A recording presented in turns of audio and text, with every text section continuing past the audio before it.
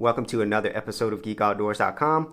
So Mortem, No One Dies In Skarnes is a Norwegian series that's about a girl named Liv who dies and then she comes back to life and then she's very hungry for blood.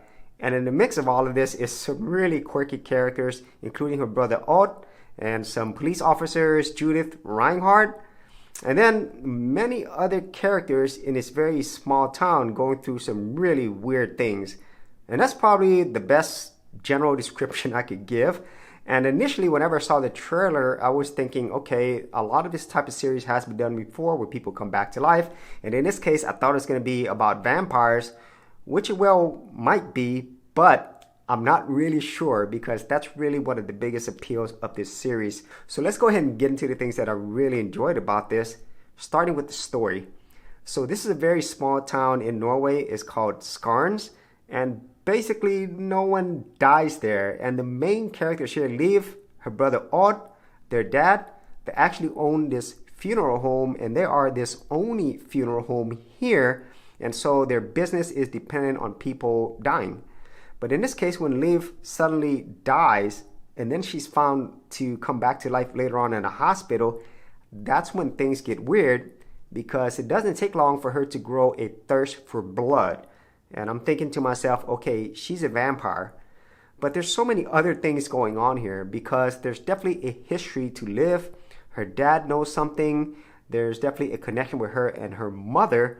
And then other people in this small town also know something as well. And so what this series does really well is create this air of mystery. You don't really know what's going on and you're guessing and expecting certain things. But because the way the story is told, it's very slow, it's methodical, and at the same time, it keeps you very interested to each one of those 6 episodes. And I enjoyed that thoroughly. And then the second thing I really did like about the series are the characters.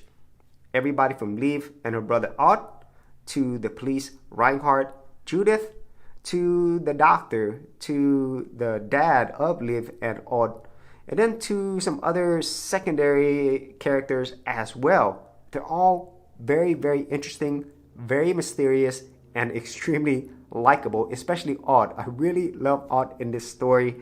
And there's so many other things about these characters. They have like layers, and so they're really not cookie cutter. But at the same time, this is more of a dark comedy, so there's definitely humor here, but not out in your face, especially with Odd.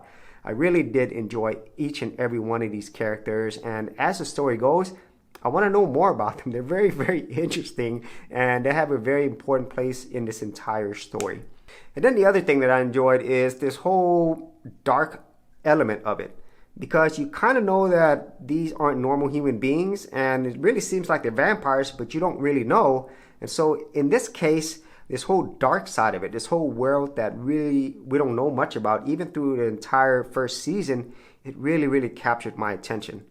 And even though the world building is really cool, obviously the characters and the story really pushed this through where even if it wasn't about vampires, I would still be interested. And I'm really not even sure if it is about vampires, but that's just what's so great about it. It has this really dark feel, but not in a very horrific way. And at the same time, it's just funny, you know, how all of these things go together. And I really feel following seasons of this, hopefully, is going to shed more light into this world, this darker side, and at the same time, really flesh out even more of these characters that we have. For serious YouTubers, check out TubeBuddy, the premier tool news at GeekOutdoors.com. Get more done today by checking out the affiliate link in the description area below. So getting into a potential negative of this series, if you are the type of person who really likes fast action, horror, jump scares, and so forth, well, you won't get this here because this series really does take its time with the story and the characters, unfolding things bit by bit. And at least for me, this is a huge positive. But for some people, they might get bored of that. But if you are patient and you take your time to watch the story and the characters, you really get a lot out of it. And at the same time, you'll definitely be interested in watching more seasons of Postmortem. So if you actually had any thoughts on this or any other series that you've enjoyed, be sure to leave that in the comments area below. And if you did want to see more of my international film or series reviews, I do have an entire playlist. I'll do that in the description area as well. So as always, if you did get value out of these videos, be sure to share, like, and subscribe. And if you're a creative geek like me and you want to get exclusive access to more content that I don't put out here publicly on my YouTube channel, then join my Gold Content Creators Group, where you're going to get content like this and more for all the creative geeks out there. And the best part is, all of this is free. Simply head over to the link below, check out my page, and sign up for my Gold Content Creators Group.